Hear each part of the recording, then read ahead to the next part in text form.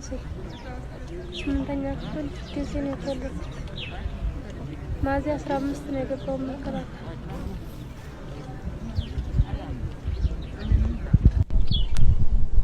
ወርቅነሽ አህመድ ደህና ነኝ። ትግራይ ነው ያለሁት። ቆስዬ እግሬን ተመትቼ ጸሎት አድርጊልኝ። ልባሴ ወርቅነሽ ተመትቻለሁ። እግሬን ጸሎት አድርጊልኝ። ያው በንዴት ስለወጣው ነው። ቤተሰቦቼ ያው እሷ ስለሌለች እናትያ ጋር ነበር ያለሁት እና አባቴ አልነገርኩትም ነበር። ሳደርስ ነግሬው ወልዲያ ላይ ነበር ያረፍ። ዘመተን ውጊያ ገባን። ካምብንም ገቡና ማስመረቀስ አጸደቃ ተባላለሁ።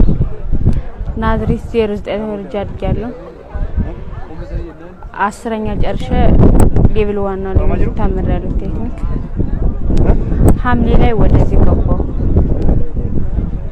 ለመጀመሪያ ጊዜ ነው ውጊያ። ስታፍ ነው የነበርኩኝ። እኔ ራሱ ተዋት ይቻላል። ለመጀመሪያ ጊዜ ነው። አባቴ የለኝም እናት አለች።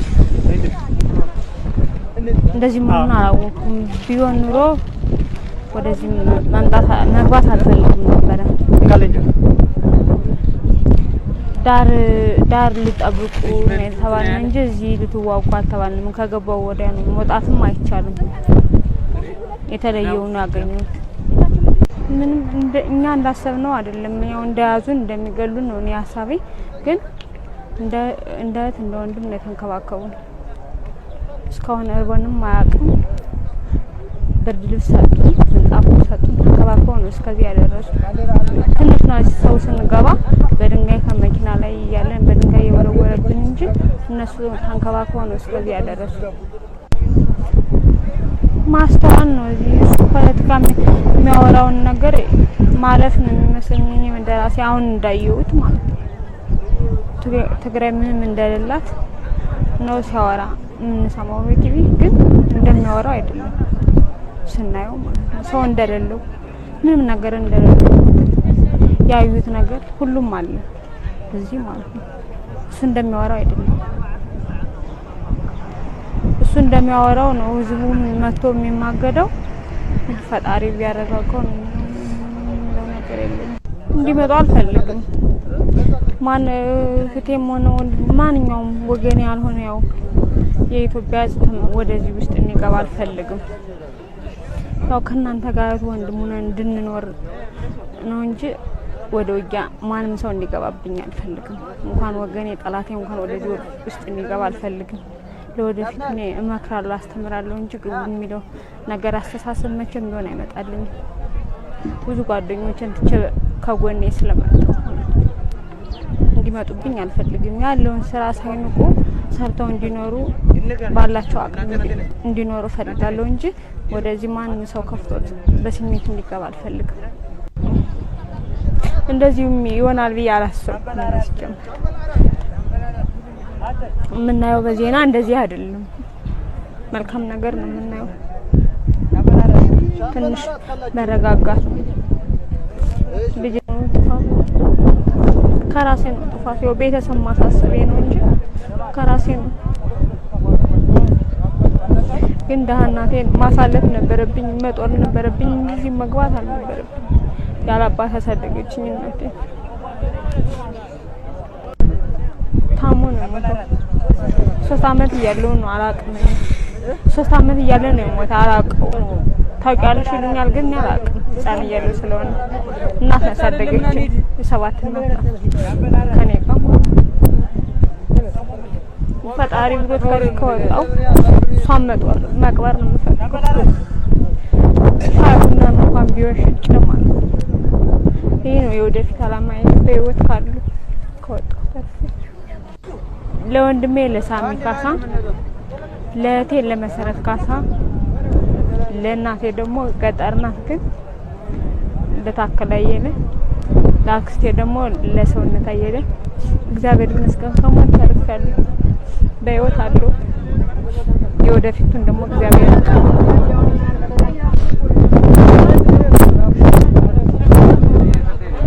መናገር የለኝም እናገራለሁ ለወንድሜና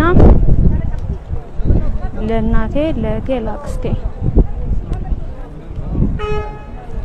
ላክስቴ ለሰውነት አየለ እችል ነበር እንደዚህ ያልመሰለኝም እንጂ እንደዚህ ቢመስለኝ ኖሮ የተሻለ ስራ ሰርቼ መኖር እችል ነበር።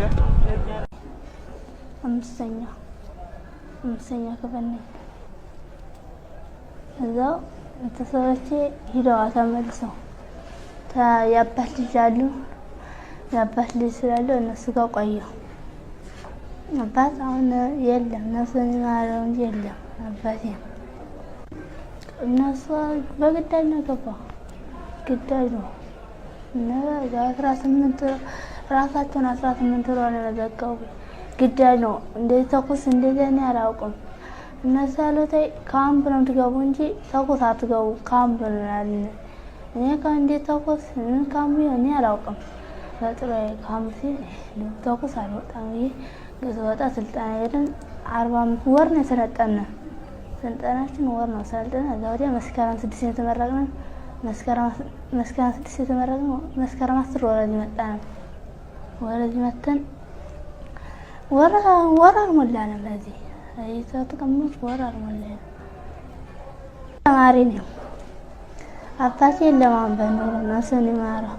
አባቴ ሲሞት እናቴ በድንጋጤ ጠፋች።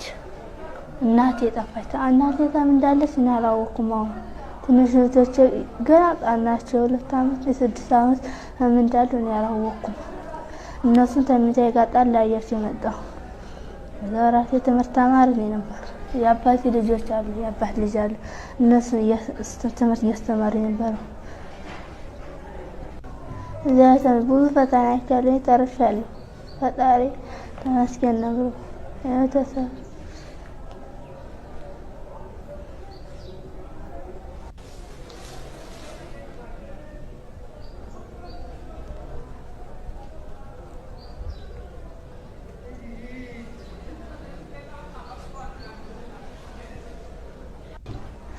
እኔ በራድ ይመጣ ታድል ገብቼ ነው የተመታው። በራድ ጥይት ነው የሆነ ታማሚ ነበር የተመታኝ ነበር አይመትም ያዛውቅችን መቴ በራድ የማን ጥይት ግን አላወኩም። እዛሽዬ ተመትቼው እያልኩ ሄድኩና ሰውነ ሳር ገባሁ። አደብቄ የእናንተ ይዞራሉ ይፈትሻል ይላሉ። አልተኛም 6 ሰዓት ቆየሁ። 6 ሰዓት ቆይቼ እዛ ወዲያ እንግዲህ ፈጣን አምኜ ማልተኛ ብዬ ተኛውና ጠዋት 4 ሰዓት ቆየሁና 4 ሰዓት ሲሞላ ወጣሁ። የእናንተሽን አገኘኳቸው። እዛው ጫማሽን አልተባለ ጫማዬን አወለሁ እጅ ሰጠው። መሸሻ እባላለሁ። ያሻው መሸሻ እባላለሁ። ስሪንቃ ነኝ እና ያው እንደሚለው እሱ ስልጠና ይሄር ነው ነበረ። ሀዛ ግዴታ ታዲያላችሁ ብሎ ወሰደን ወደ መከላከያ ወሰደን። ሀዛ አፋር ክልል እንደከረመ በነሐሴ 6 ቀን አቀላቀለን። ሀዛ ከርመን እንደገና ወደ ድሬ ሮቃ የሚባል ቦታ ወሰደና መጣን። ሀዛ ስንቆይ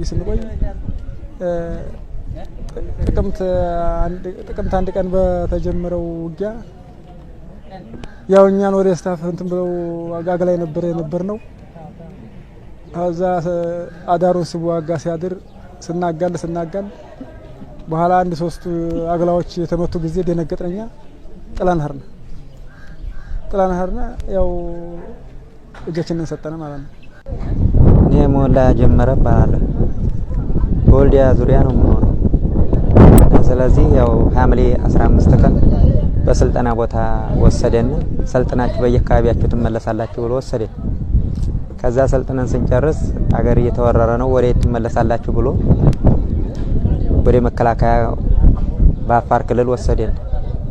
ከዛ በመንገኘው በአንዲ 2 ወር አካባቢ እንደተቀመጥነ መልሶ ወደ ላይ ዲሎ ሮቃ ወደ የምትባል ከተማ አቃናና ጥቅምት 1 ቀን በተጀመረው ውጊያ ያው በዛው መሰረት እኛ አግላይ ነበር። ማግላይ መሰረታችን ሰው ቁስለኛው አቅም በላይ ሲሆን ጦሩ ተበተነ። ያው እኛም እጃችንን ሰጠ። ምንና ምንና ምን ያማ የሞተ አይነሳም። በቃ በሰዓቱ እንትን ነበረ ሩጫ ስለነበረ ጋጋታ ስለነበረ በጣም ስለነበረ የሞተ አይነሳም። የሩህ ያለው በጣም የቆሰለም አይነሳም። በጣም የተጎዳ ማለት ነው። ያ ብዙ ያልተጎዳ ታክሞ የሚድን ነው የሚነሳው። በዛን ሰዓት ስናነሳ እንትኑ ጦሩ ተበተነ፣ እኛም አብረን ተበተነ ማለት ነው። ሀዛው ሆኜ ነው የሰማሁት። እኔ ስልጠና ቦታ ሊመርቁና ሲሉ ስልጠና ቦታ ሆኜ ያው እናንተ እንደያዛችሁት ሰምቻለሁ። ግን መውጫ የለንም። በቃ ጭሩ እንጠበቃለን፣ በፌደራል እንጠበቃለን። የሚወጣ ይገደላል። በቃ ጭሩ የሚወጣ ይገደላል፣ የሚያመልጥ ይገደላል። ምን ሆኖ ሲባል ወርቆ ነው፣ ምን ሆኖ ሞቶ ሲባል ወርቆ ነው ይባላል።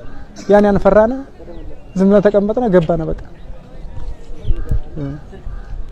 አንድ ልጅ አለኝ። ስሪንቃ ከተማይቱ ለኔ ቤት ከጤና ጣቢያው ከፍ ብሎ ይገኛል። ለኔ ቤት ጤና ጣቢያውና ሃይስኩሉ ከወር ላይ ነው ቤት። ያው የቤተሰቦች ቤት ወላይ ወደ ገጠሩ ወጣ ይላል። ያ 15 ደቂቃ መንገድ ሄደ። ዛሬ ነኛው ገበሬ ነኝ። አርሼ ያው ትንሽ መሬት ናት ያለችኝ። የሻናጽን ነው ያለኝ። የሸቀልኳ መበላው ነው አንስቶ ወሰደኝ ማለት ነው። እና ስለዚህ 3 ልጆች አሉኝ። እነሱን አሁን ሰኔ 24 እና 25 ቤት ሰርቼ ራሱ ደጃፍ እንኳን አልገጠምኩላቸውም። ወደዚህ ተነስባል። ስለዚህ ተነስቼ ያርኩኝ ግዴታ ሆነ ምን ላድርግ ተሰልጥነህ ትመለሳለህ ነው እንጂ በዛው ትሄዳለህ አልተባልኩም። ከዛ ሄርን ለጊዜ አፍኖ ወሰደ። መንቀሳቀሻ አጣሁ። መጣሁኝ ወደዚህ እድል አጋጠመኝ። ዛውጭ እንግዲህ ሌላ አልሞትንም። እንግዲህ ከዚህ ደርሰናል። ምንም አይነት የተደረገ አይደለም። በጣም ምርጥ ነው። እንኳን በተራ ወታደር ሁሉም ደረጃ ነው የጠበቀ አመራር አለ። ክላሻ አቀባብሉ ምንም አያደርጉ እና ብሎ ምግብ ሰጡን፣ ውሃ ሰጡን። እስከዚህ አድርሶን የሚባለው ነው።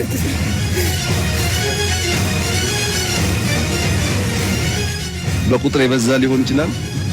በ2 ሳምንት ኦፕሬሽን እንጨርሳለን ብሎ ነው ጀነራል ብርሃኑ ያቀረበው። 3ኛው ሳምንት እኔ ነኝ የጨመርኩባቸው። ይሄ ትልቅ ጀግንነትና ብቃት ነው።